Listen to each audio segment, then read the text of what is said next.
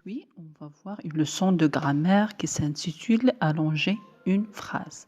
Mais avant de commencer, j'aimerais bien réinvestir les connaissances qu'on a déjà vues.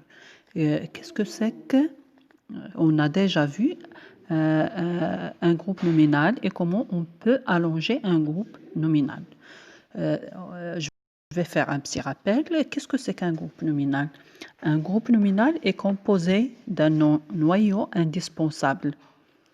On peut allonger un groupe nominal en donnant des informations et des renseignements supplémentaires sur ce nom-noyau. On peut ajouter des adjectifs placés avant ou après le nom, comme par exemple une voiture. Une voiture, ça c'est un déterminant plus nom, donc c'est un groupe nominal. Une vieille voiture rouge. Donc, j'ai allongé le nom-noyau qui est voiture ou bien une voiture avec des adjectifs vieille et rouge. On peut aussi compléter ce nom-noyau avec d'autres mots, comme par exemple un ours en peluche, ou bien une corde à sauter, ou bien une machine. Une machine, ça c'est un groupe nominal. On peut lui ajouter un adjectif, on dit une machine neuve, ou bien un autre complément, une machine à laver, ou bien une machine à coudre. Ou bien tout simplement un livre. Un livre, ça c'est un groupe nominal. Si je dis un livre intéressant, j'ai allongé ce groupe nominal en lui ajoutant un adjectif qui est intéressant. Si je dis un livre intéressant de français, j'ai ajouté un adjectif et un complément de nom. Donc, on peut allonger un groupe nominal en ajoutant des adjectifs placés avant ou après le nom ou bien des compléments de nom. Revenons au sujet d'aujourd'hui. Aujourd'hui, on va voir comment on peut allonger une phrase. Mais avant de commencer, la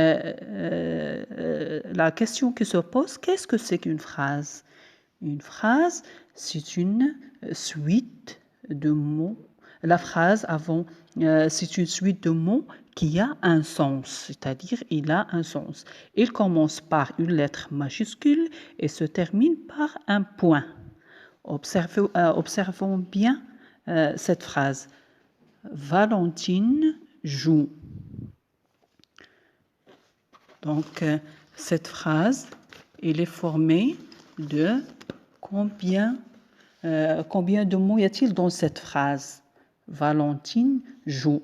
Valentine, il commence par une lettre majuscule parce que c'est un nom propre. Qui est-ce qui joue? C'est Valentine. Donc, Valentine, c'est le sujet de cette phrase. Qu'est-ce qu'il fait, Valentine? Il joue. Donc, Valentine joue. Valentine, c'est le sujet de la phrase. Et joue, c'est le verbe de la phrase. Donc, cette phrase est formée de deux mots. On va essayer de compléter la phrase en imaginant des réponses aux questions suivantes. Si je vous dis « Qui est Valentine ?» vous pouvez me répondre « Valentine, c'est ma copine. » Ou bien « Valentine, c'est ma sœur. » « Valentine, c'est ma voisine. » Donc, qu'est-ce que j'ai donné ici? J'ai donné plus des informations sur Valentine. Qui est Valentine? Donc, Valentine, elle peut être une copine, ou bien une jeune fille, une petite fille, elle peut être votre sœur, ou bien votre voisine. Toutes ces réponses sont acceptables. Donc, on va dire, ma copine Valentine. Qu'est-ce qu'il fait, ma copine Valentine?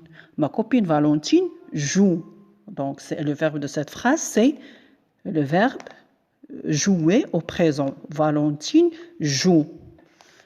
À quoi? La deuxième question qui se pose, à quoi joue Valentine?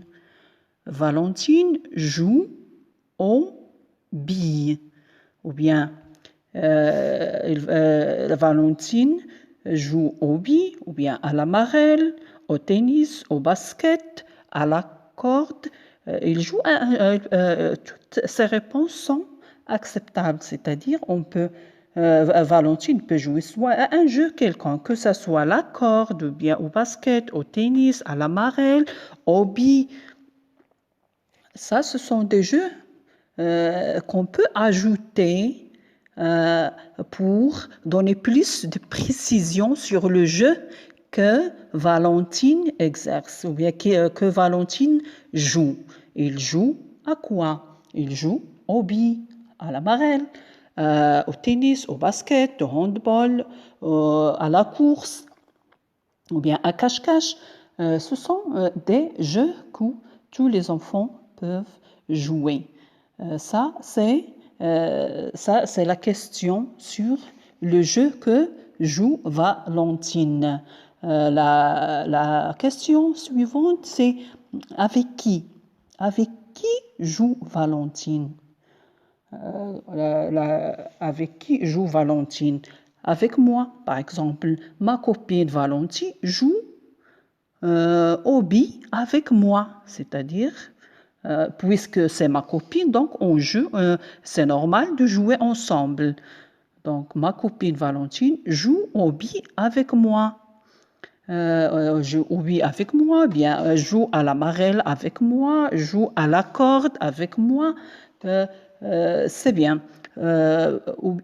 Passons maintenant à la question qu'on peut poser, c'est où, c'est-à-dire où joue Valentine? Où, c'est-à-dire le lieu où joue Valentine.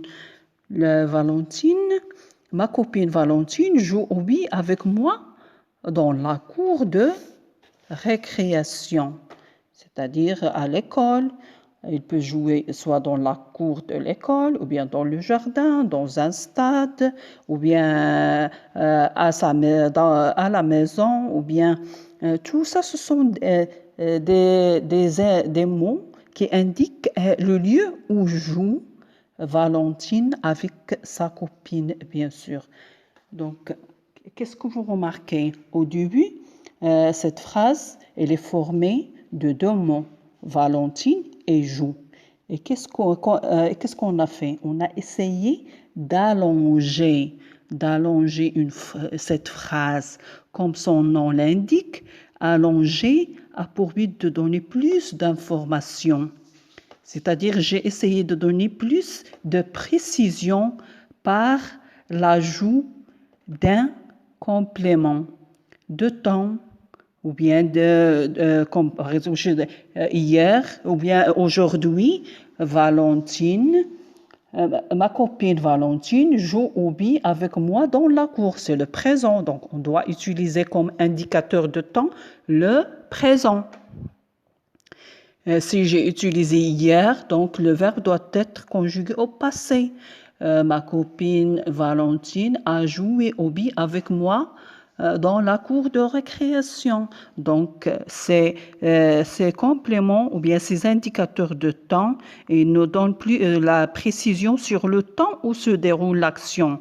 Lorsque je dis dans la cour ou bien ici, il joue dans le jardin, il joue à la maison, j'ai donné des précisions sur le lieu où joue Valentine avec sa copine, bien sûr. Donc, ces mots, ils nous donnent plus de précision et ils ne sont pas nécessaires dans la phrase. Lorsque je dis ma copine Valentine, si je supprime ma copine, Valentine joue. La phrase garde toujours son sens. Donc, ces mots, ils peuvent être supprimés ou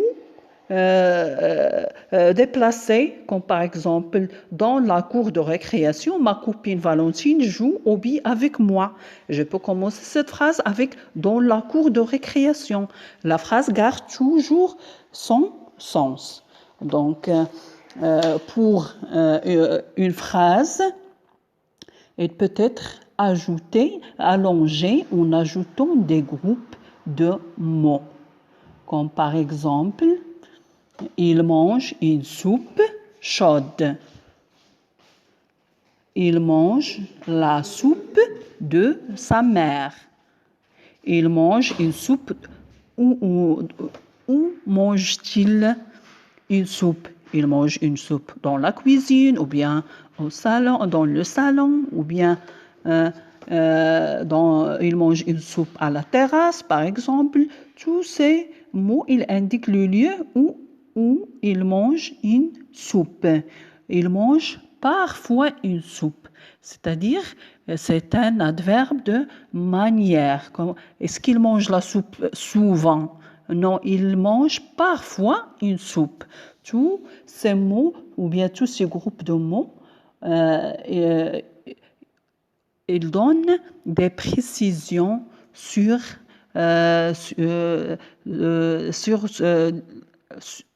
l'action du verbe, c'est-à-dire ils nous donnent des informations ou des précisions par l'ajout de ces compléments ou bien de ces compléments, que ce soit de temps, de lieu ou bien de manière.